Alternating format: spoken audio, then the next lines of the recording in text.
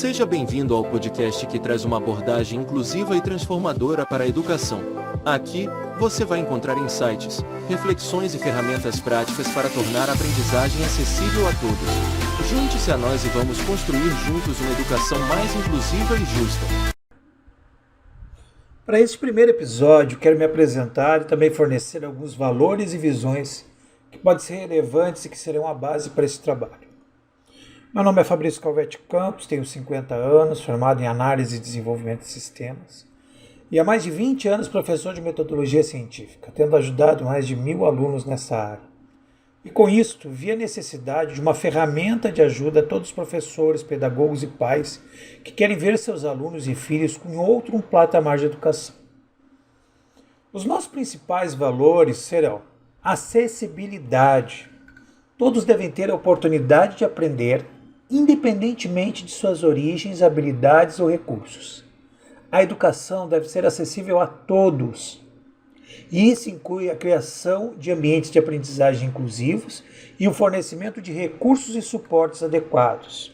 Gente, uma das coisas que eu mais vejo na internet é a necessidade, e principalmente de professores de estados mais pobres, de material para trabalhar com seus alunos. E esse projeto, que está no www.professorcalvetti.com.br, ele é para ajudar esses professores e transformar ideias em algo real. Tá? Equidade. A educação deve ser igualmente acessível a todos. Isso significa reconhecer e abordar as desigualdades estruturais que afetam a participação e desempenho dos alunos.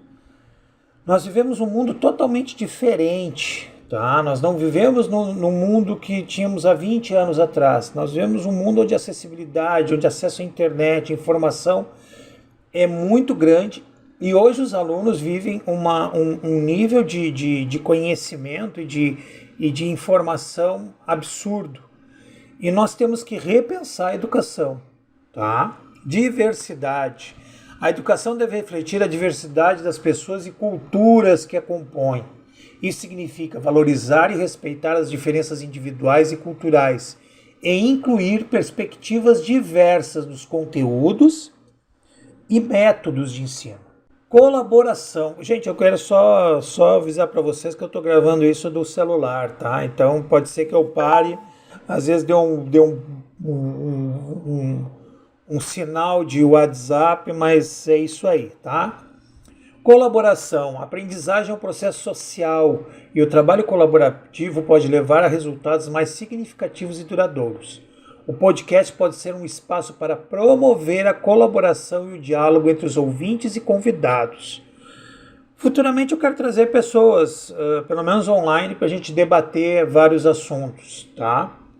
Criatividade. A educação pode ser divertida e estimulante. E a criatividade pode ser um poderoso motor de aprendizagem. O podcast pode apresentar ideias e ferramentas para tornar o processo de aprendizagem mais criativo e envolvente.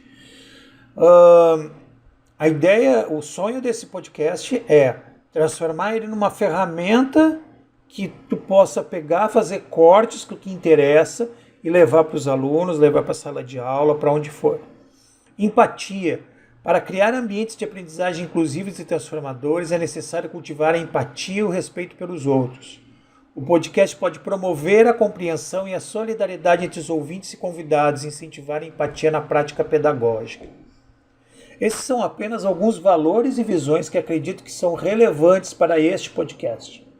Tenho que lembrar que a educação é um campo amplo e diverso, que a abordagem inclusiva e transformadora pode ser aplicada em diferentes contextos e níveis de ensino. A utilização do áudio em conteúdos educacionais não é uma novidade, mas tem se destacado muito nos últimos anos devido às melhorias nas condições de sua veiculação através de dispositivos móveis e da internet. Nesse contexto, o podcast tem se mostrado uma ferramenta valiosa para a produção e distribuição do conteúdo educacional, podendo ser utilizado de diversas formas em contextos educacionais. Devido à mobilidade e à praticidade da escuta, o podcast pode ampliar o aprendizado para além da sala de aula, permitindo que o aluno tenha acesso a conteúdo em diferentes locais e situações. Isso contribui com a flexibilidade espacial e temporal no cenário educativo, permitindo que o processo de aprendizagem seja mais acessível e dinâmico.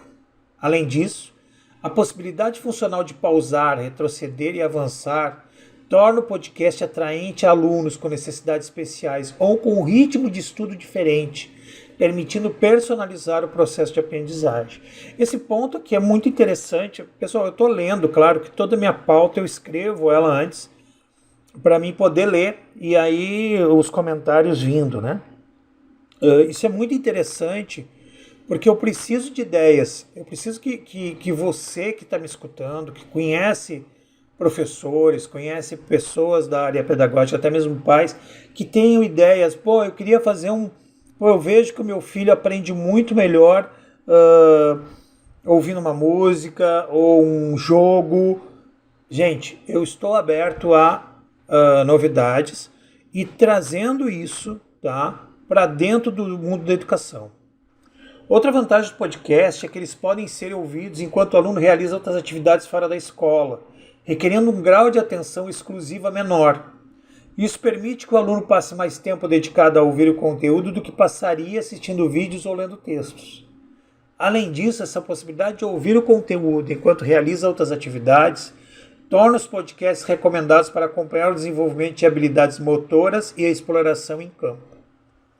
No contexto educacional, o podcast tem se mostrado uma ferramenta tecnológica enriquecedora para fins didáticos, pois permite introduzir diferentes temáticas de maneira geral, proporcionando discussões de conteúdos disciplinares ou interdisciplinares. Portanto, em meu podcast eu pretendo apresentar temas de modo atrativo, por meio de falas mais dinâmicas e próximas a professores e pais, destacando as potenciais inteligibilidades dos conteúdos e oferecendo modos alternativos para sua apreensão por meio da atmosfera informal. Pessoal, essa é a ideia do podcast, esse primeiro episódio do podcast, vocês entenderem o que realmente é, o que vai acontecer nesses próximos anos, certo? E eu sempre vou terminar ele com uma poesia. A primeira coisa que eu vou fazer é uma análise dessa poesia, uma análise desse poeta, tá? Nesse caso, eu não vou fazer análise das obras do poeta, mas só análise da poesia. E aí eu vou dar a poesia, uma música, e aí eu termino o podcast. Então essa vai ser a dinâmica, tá? Espero de vocês contato, espero de vocês que vocês estejam me dando ideias, muitas ideias interessantes que possam fazer com que esse podcast cresça e principalmente que ele faça com que vocês usem ele como material didático. Um grande abraço a todos e aí agora vamos passar para a parte poética do podcast. Essa semana a poesia é O que são meus versos. Este poema de Laurindo Ribeiro fala o que são seus versos e o que eles representam. Ele começa explicando que um poeta, ou vate, é alguém que tem uma chama divina dentro de si, que guia sua criatividade e governa o movimento do mundo através das canções. Um poeta também tem uma alma cheia de fontes doces e límpidas de ternura, que são veladas pelo amor e refletem a beleza da formosura. No entanto, o autor se sente triste e afirma que não é um poeta como esses, porque sua inspiração vem da dor e da agonia em vez da luz divina. Ele se sente desprezado pelos homens e só consegue escrever sobre sua própria desgraça. Seus versos são como gemidos que saem de sua alma, uma expressão de tristeza e do veneno que ele sente dentro de si. Ele se sente como uma planta seca, cujas folhas são levadas ao vento sem rumo.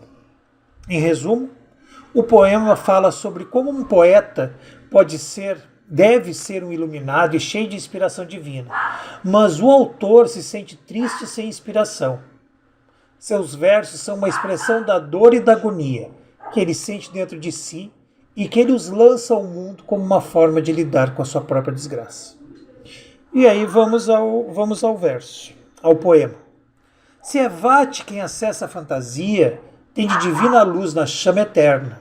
Se é vate quem do mundo movimento, se o movimento das canções governa. Se é vate quem tem almas sempre abertas, doces, límpidas fontes de ternura, veladas por amor onde se miram as faces da querida formosura.